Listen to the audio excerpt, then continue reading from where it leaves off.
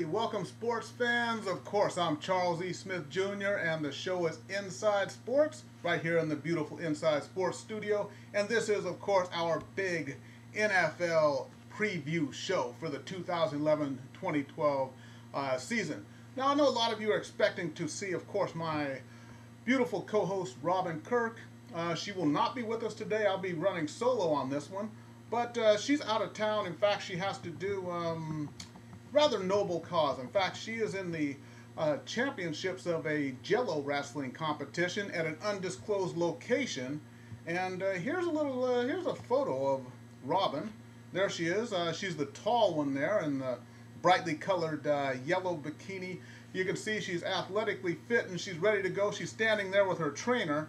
And again, I wish I could tell you where she was, but it is an undisclosed location. Again, Robin Kirk not with us today because she is participating in Jello wrestling competition. She will be back with us next week, though, and hopefully she'll be back with a big old shiny trophy next to her. And hopefully she's gotten all that gelatin out of her hair and out of her swimsuit and everything. But we'll be wishing her well, and of course, she'll probably go ahead and take home the gold because, you know, Robin, she only plays to win. Right here, Inside Sports, Charles E. Smith Jr., we are changing the world one sport at a time. Today, though, the sport is football. This is our big NFL preview show. So let's go ahead and get started. We'll break it down. Let's start in the AFC. I know the NFC has a championship, but we're going to start in the AFC. So let's start with the AFC East. Let's go ahead and get everything up here. And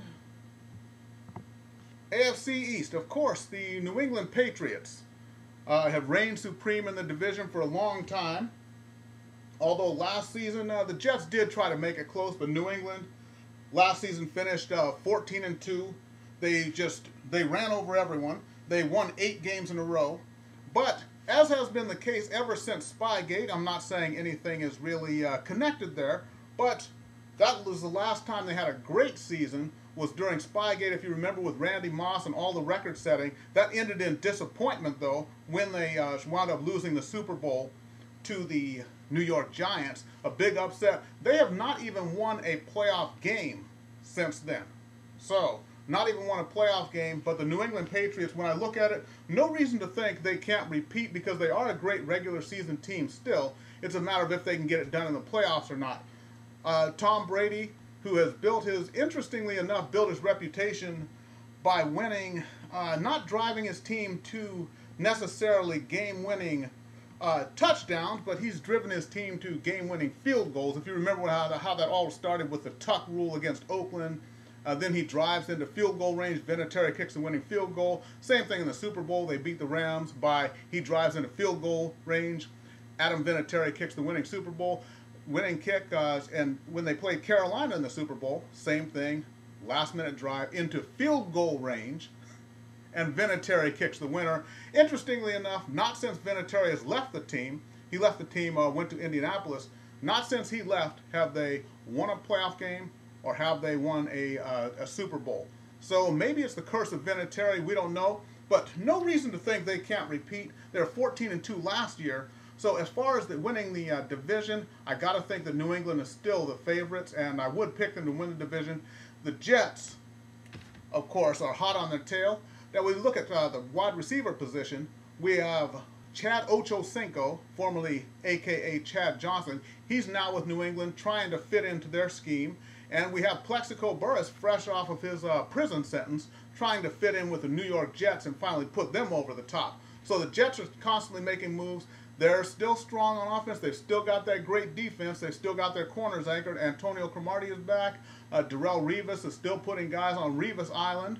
So they're going to be strong. They're going to be in contention. And definitely, I would think they'd be good for a wild card spot. Now, we look at the other two teams in there, the Miami Dolphins, the Buffalo Bills. Well, Miami Dolphins, you've got Chad Henne. And Chad Henne, we'll say this. I've watched him deteriorate over the years. And I would say this. At best, he is Brian Greasy. At worst, he's Joey Harrington. So it's a matter of is he going to be mediocre or just really horrible?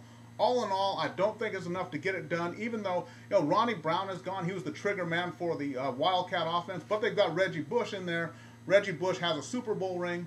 he came over from New Orleans in the offseason because New Orleans picked up Mark Ingram, which Reggie Bush knew he was gone after that, and now he's with the Dolphins. He can fill Ronnie Brown's role as well, and if he needed to be the trigger man on the Wildcat, he could do that as well. But Chad Henne, I've watched him melt down too much late in games. I don't think they have it from the quarterbacking position. So Miami, when I look at them, Miami 7-9 last year. I'm looking at 8-8, maybe 9-7 this year, but probably not enough to get into the playoffs. And we'll just have to see what happens. Buffalo Bills, well, Buffalo is still Buffalo. They were 4-12 last year. Not going to be any playoffs. Nothing more to say about that, really. We'll just leave the Buffalo Bills alone. But let's get over into the NFC. The NFC East. And, of course, the team making all the noise is the Philadelphia Eagles. The Eagles, of course, signing Michael Vick to a $100 million contract, making Vick the third highest paid player in the NFL. Now, only $40 million of that is guaranteed, but still, Michael Vick getting an awful lot of money. The question is, can they get to the Super Bowl? Well, Ronnie Brown went over from the Dolphins. He went to join this Philadelphia Dream Team, as it's being called. Well, Deshaun Jackson, hopefully he'll be there. Also, you got LaShawn McCoy, Greg Lloyd, inside linebacker, who is the son of the other Greg Lloyd. You remember him, the linebacker for the Steelers during the 90s, who unfortunately had to retire after that torn ACL. But they've got a strong team there in the Eagles, but the problem is, now they got into the playoffs last year. The Eagles, the record was 10-6. They beat out the Giants because of a better division record and that meltdown the Giants had late in the season where they gave up 28 points to the Eagles in the final 6 minutes. That pretty much sealed their fate. The Eagles are they're coming along, though. They're putting all their hopes on Michael Vick. They shipped Kevin Kolb out to Arizona. They're putting their hopes in Michael Vick, and backing him up is Vince Young. The problem here is I don't ever remember Michael Vick having two great back-to-back seasons. If you remember, he was pretty good last year. There was MVP talk for Michael Vick, but we'll have to see how he does this year. Remember now, all the defensive coordinators, they've spent the whole offseason preparing for Michael Vick because they know, what you got to do with Vick. One thing is you got to try to keep him in the pocket. Does he have great escapability? Absolutely he does. But if Vick has to roll out, what you need to do, he's a lefty. You get Vick to roll out to his right, you render him one-dimensional because he doesn't have that very quick, nimble footwork he would need to, when rolling out to his offside, get those feet in position to get the hips turned to get into a really good throw. So that's what they need to do, is angle him. If he's going to scramble, make him scramble to his right to limit his options. Then he can just run. And if he tries to pass from that position, chances are it's not going to be too accurate. I think this is kind of a recipe for disaster for the Eagles. It could work out. It might not. Oh, we don't really know. But it's really tough. They've got all their eggs in one basket, and I think if Vick goes belly up, then Andy Reid goes belly up as well. That's not a fat guy joke, by the way. That's just the way it goes. And the New York Giants, really the only team in that division, I think, who has a chance. Let's look at it. The Redskins are going to be awful. They're going to be awful. They won 6 games last year with Donovan McNabb. Now they got Rex Grossman. We'll give them 5 or 6 again.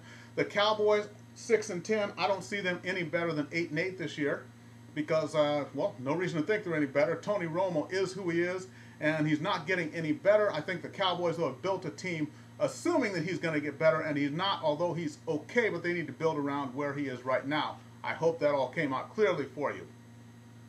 The New York Giants, that's really the question mark here.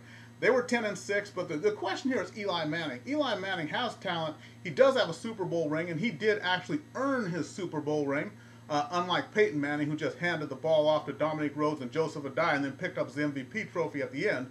Eli Manning did actually earn his, but the problem with Eli has been the amount of turnovers. I mean, hanging on to the ball, just fumbles, interceptions, but the main thing is he's got to learn to hook slide and hang on to the ball. Now, I've heard that he's been working out a little bit at Yankee Stadium and learning how to slide and hang on to the ball in the process. I don't know if that's true or not, but if Eli can hang on to the ball, just better ball management. And also, Brandon Jacobs, he needs to get back to being the beast he was a few years back when they won the Super Bowl. He was on the verge of, looked like being traded or maybe cut last season. So if he can rediscover his passion for football, the Giants are going to be a formidable team. In fact, that's the team that in the NFC East, I'm going to go ahead and pick a surprise here.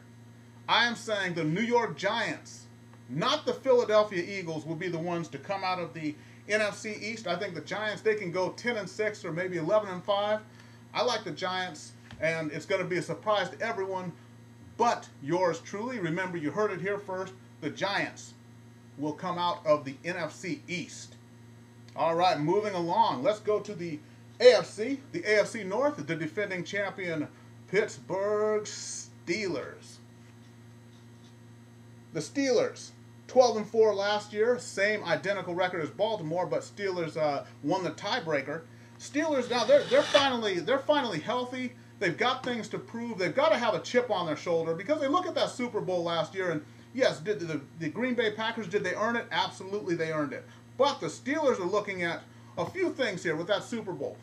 One is they had a lot of injuries along their offensive line. You look at Roethlisberger, the interception that he threw, that pick six, that proved to be the difference in the game. Rashard Mendenhall, who hadn't fumbled a lot during the regular season, he fumbles in the Super Bowl. That really cost his team, so he's got something to prove. Polamalu was injured. He's got something to prove. A lot of guys, you know, that great linebacking core, Lamar Woodley and Aaron Smith, all those guys, now they're healthy. Turns out James Harrison was kind of injured as well. So the Steelers, I think they got a chip on their shoulder this year. A lot of those guys have something to prove. I look for them to win this division. They're going to be in strong contention to go ahead and go back to the Super Bowl. Like I said, Marquise Pouncey, also their rookie Pro Bowl center, he was out of the game, so a lot of injuries. And I know that the Packers had their share. Ryan Grant was out all year, but we're going to get to the Packers in just a moment here. I like the Steelers to win this division. Baltimore still, when it comes down to it, I don't trust them to get it done. Joe Flacco is not that good when everything is on the line. Yeah, they did beat Pittsburgh in the regular season, and yes, it was Flacco who drove them down the field. That was a little bit of a fluke, but when it really came down to it and they needed to win, they generate 126 yards of total offense. Total offense, 126 yards. I'm not talking just passing yards or just running yards. In the playoffs against Pittsburgh, 126 yards of total offense for the Ravens was all they were able to muster. And remember, Todd Heap is gone now. Todd Heap is gone. He's gone to Arizona to be a new target for Kevin Cobb. So Todd Heap is gone. They do still have Lee Evans. They got Anquan Bolden. They're great competitors, so they're going to be in it, but I don't think they have enough to get them over the top. I like the Steelers to repeat in that division. Let's move over to the NFC. NFC North. The Packers, as I said, Super Bowl champs. They proved they could get it done. Aaron Rodgers, no monkey on his back. Brett who? Who was the quarterback? Brett who?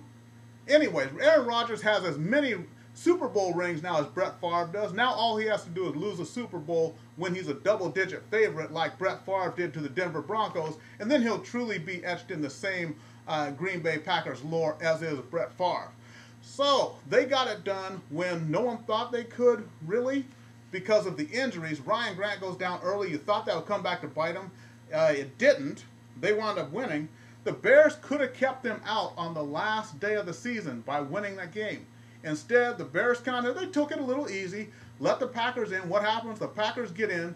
The Packers beat the Bears along the way. They beat the Bears. They obliterated Atlanta 41-28 in Atlanta. So they had to be a wild card. They had to go on the road and ran the table, went to the Super Bowl, won the Super Bowl, and deservedly so. What's going to happen this year? Well, here we go. NFC North. I have got your winner. Last year, it was the Bears at 11-5 and the Packers getting in as a wild card at 10-6. This year, I like the Pack to go ahead and win that division.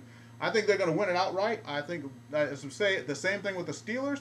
There's guys who've got a chip on their shoulder. Like I said, Ryan Grant, he was out the whole year. Great running back. Didn't get to share in the spoils. I'm sure he gets a Super Bowl ring like everyone else, but still, he would have liked to have been there on the field.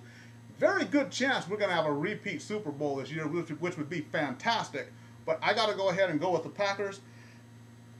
The Bears, the Bears 11-5 last year. Still, to be competitive, what the Bears have to do is Lovie Smith has to maintain control of the team, not let Mike Martz go crazy and start calling all kinds of ridiculous plays and getting his players hurt. That's what happened with Jay Cutler. When they were when they were throwing all the time, Cutler's getting exposed. He's getting sacked. What did he take? I think 7 sacks against the Giants or something. Was out for a while after that. But as long as they maintain and do the ground game first and then go through the air, I think they'll be okay. I look at them to slip a little bit this year, though. I think 9-7, maybe 8-8. Maybe they miss the playoffs this year. We'll have to see. And Cutler, still, the toughness issue, it's going to loom large. Even though the players, his teammates are saying, oh, there's no problem with his toughness. We're okay with him. We're okay with him. Bottom line is this. He will not go back into that playoff game. What had happened was they went in at halftime.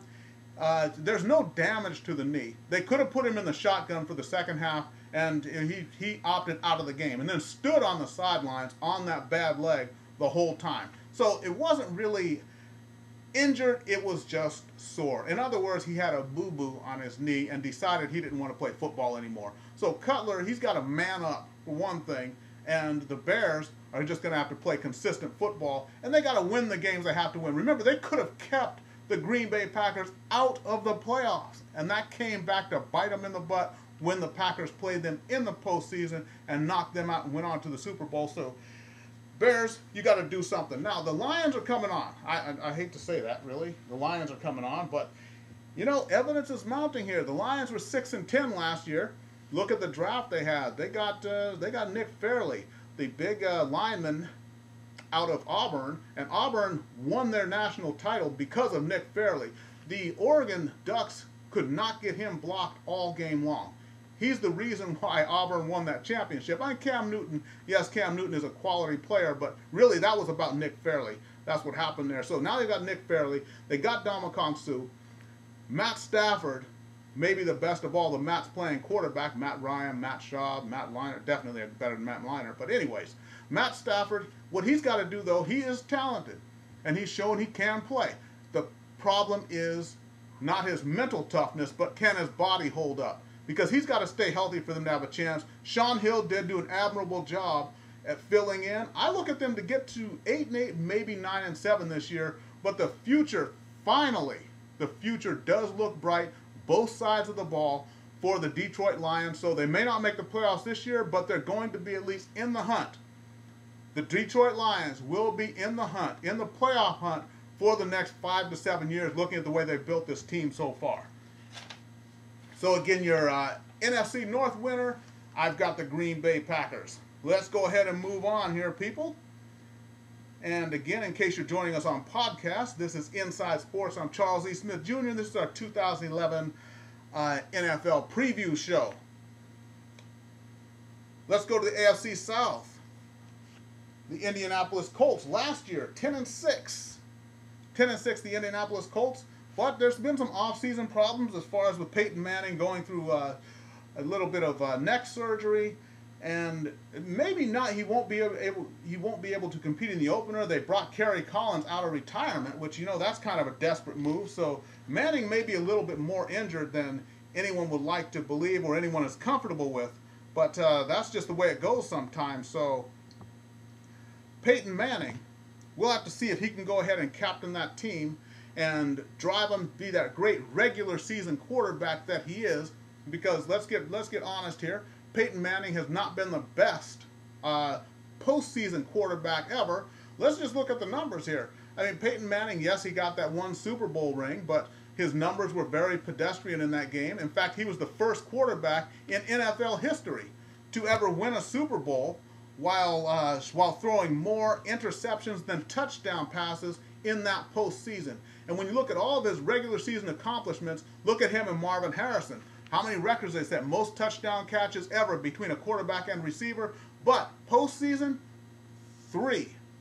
3 total career touchdown passes between Peyton Manning and Marvin Harrison. So the numbers really drop off. He has the worst playoff winning percentage of any Super Bowl winning quarterback in the history of the NFL.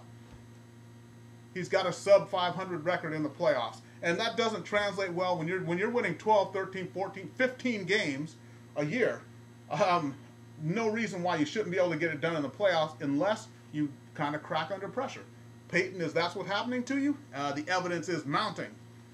The question is, are the Houston Texans ready to overtake them?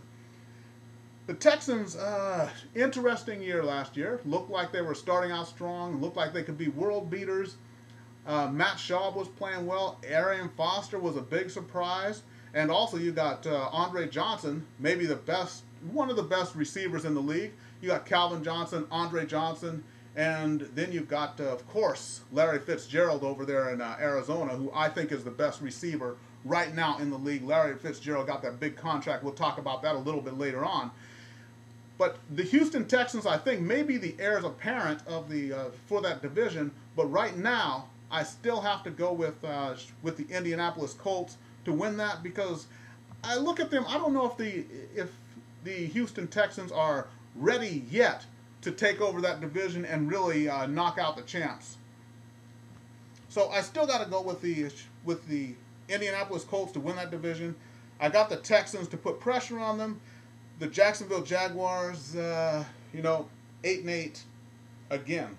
I think the most enigmatic team ever has got to be those Jacksonville Jaguars. We never know what we're going to get from them game to game or week to week. That's kind of how the way the NFL is. But the Jacksonville Jaguars, I think 8-8, maybe 9-7 this year.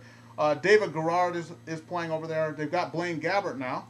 And, of course, Mojo D, Maurice Jones-Drew, is that little bowling ball running back they've got, and he just keeps on trucking no matter what.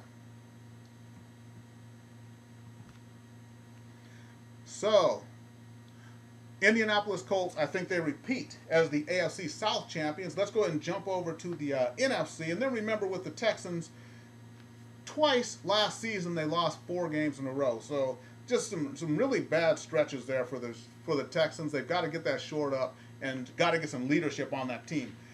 Let's go over to the NFC South. Same question there. We've got Matty Ice, 13-3.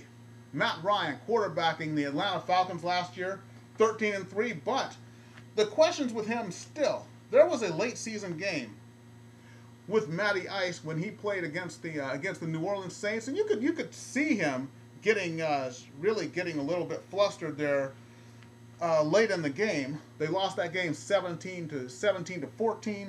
They did win 8 straight games though in the process of going through the season. But down near the season, into the season, when things got tight, things got a little tough for him. You see him going to the tank a little bit, and that's the problem I see with Matt Ryan. I always say, I have seen the ice melt. That's the problem with the Atlanta Falcons. And I think he's going to have to prove that he can get it done in the clutch. So let's go ahead and talk about the other team that got surprisingly knocked out, the 2010 Super Bowl champs, the New Orleans Saints.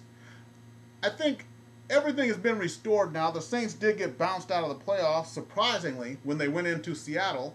There was just kind of a weird feel in the air, and Seattle got it done and knocked off the champs. Seattle barely getting in at 7-9. People were screaming about change the playoff format. No 7-9 team deserves to be in there. All that talk is put to rest because that 7-9 team beat the defending Super Bowl champs.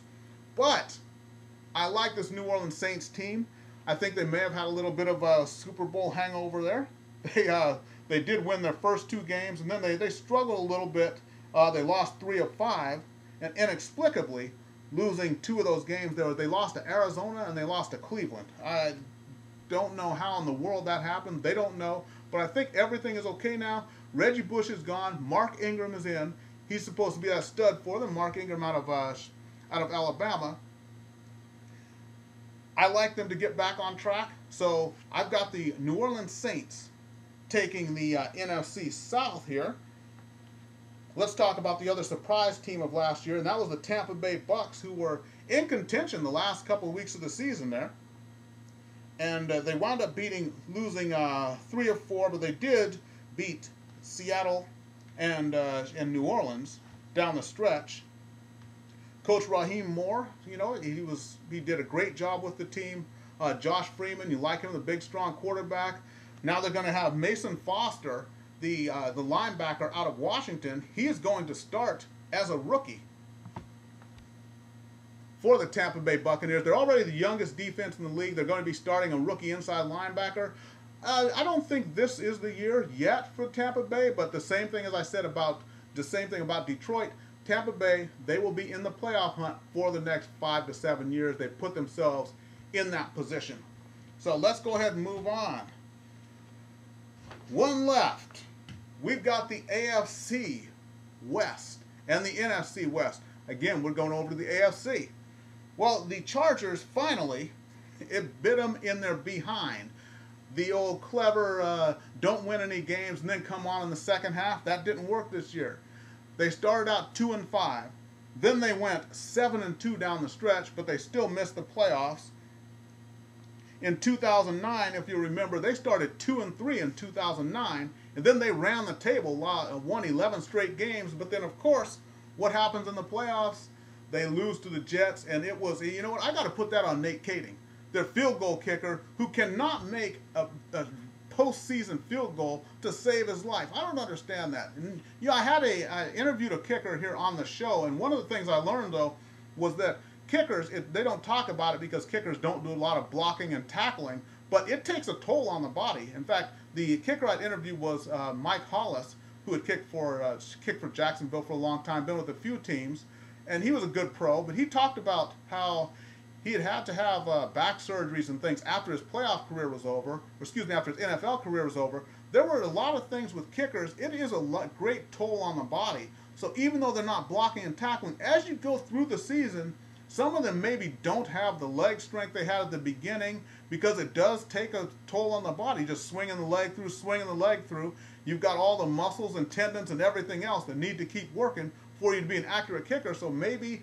Nate Kading, maybe he needs a little bit more conditioning so that when come playoff time, he can actually make a field goal when his team really needs it. Hey, I'm just giving him the benefit of the doubt. Maybe he's just choking and missing those field goals, but I'm going to say it's a conditioning issue with Nate Kading. I'll go ahead and give him that. Phillip Rivers, still the stud quarterback. Ryan Matthews now in the backfield. That's their strong running back. I don't know how much Antonio Gates, the big pass catching tight end, has left in him. After he injured that big toe a few years ago, he hasn't been the same. And that is your anchor. That's your anchor. That's how you get your balance. He can't push off properly.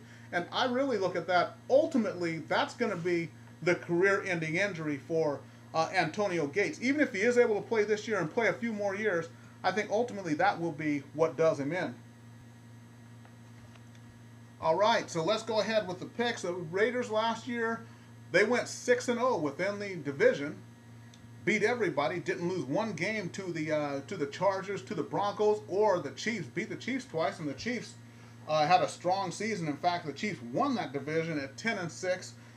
Jamal Charles putting up a ridiculous over, I think it was 6.4 yards per carry. And when I look at running backs, they talk about running backs in these 1,000-yard seasons, but I got to look at that. That 1,000-yard, that was actually established back during a 12-game season when you had to average about just a touch over 80 yards a game to get that. Now, with a 16-game season, you get 63 yards a game. That's a 1,000-yard season. Just to give you some idea, there were 17 1,000-yard rushers in the NFL last year, but how many of them averaged over 80 yards a game, which would have given them an old school 1,000 yards? Only 7. Arian Foster, Mojo D, Jamal Charles, Darren McFadden of Oakland, Adrian Allday-Peterson, Michael Turner, and of course Chris Johnson, who's holding out for a big contract that he's not going to get from the Tennessee Titans. So you would have had, on a 12-game season, which is when the 1,000-yard mark was established, you would have only had 7 running backs that made it.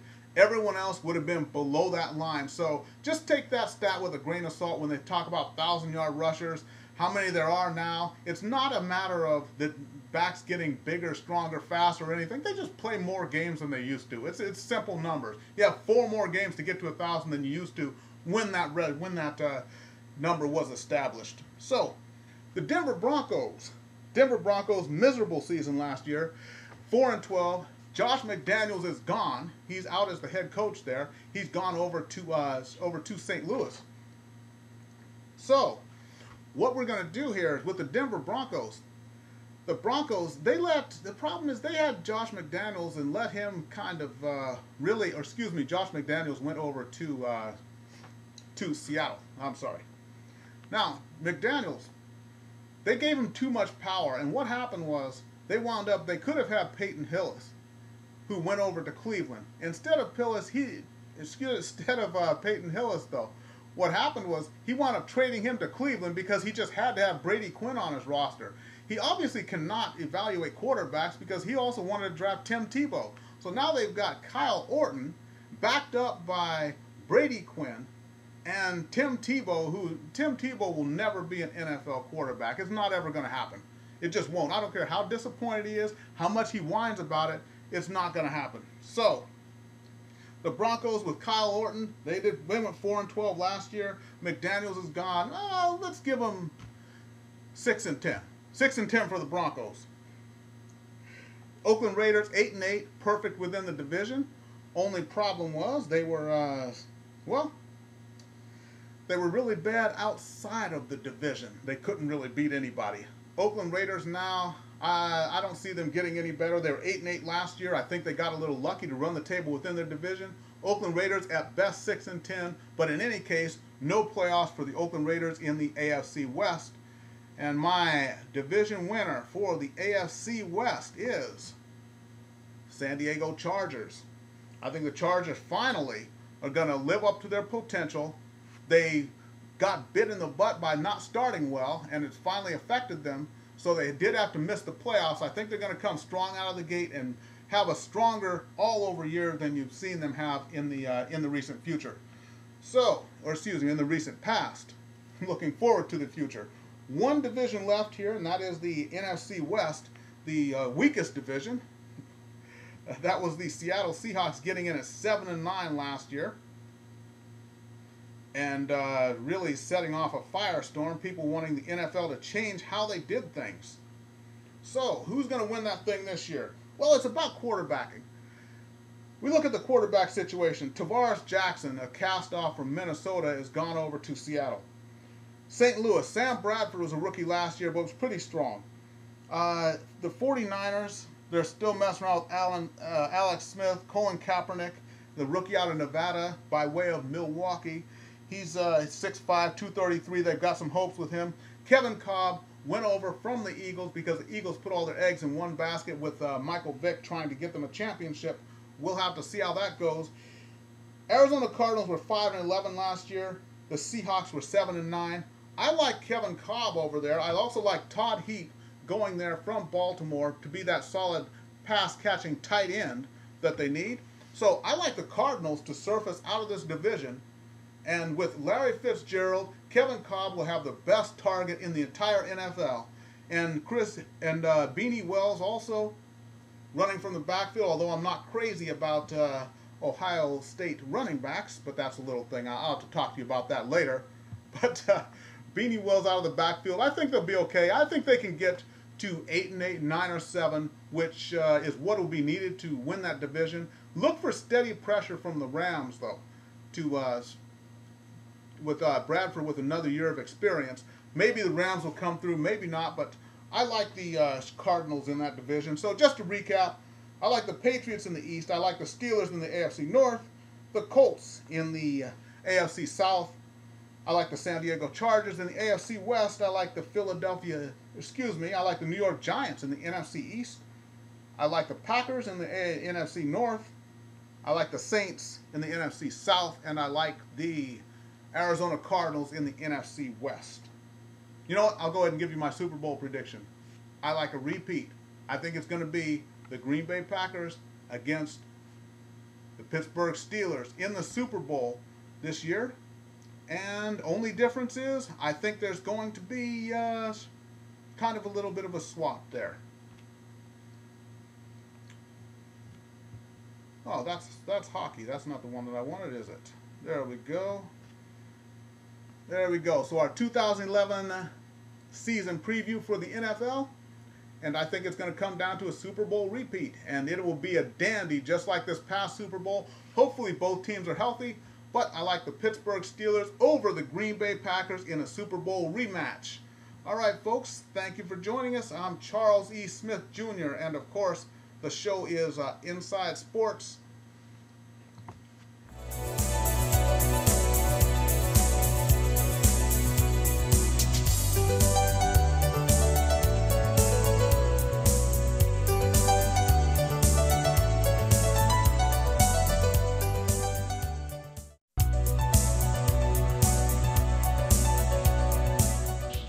All right, folks, thanks for joining us. Again, Inside Sports.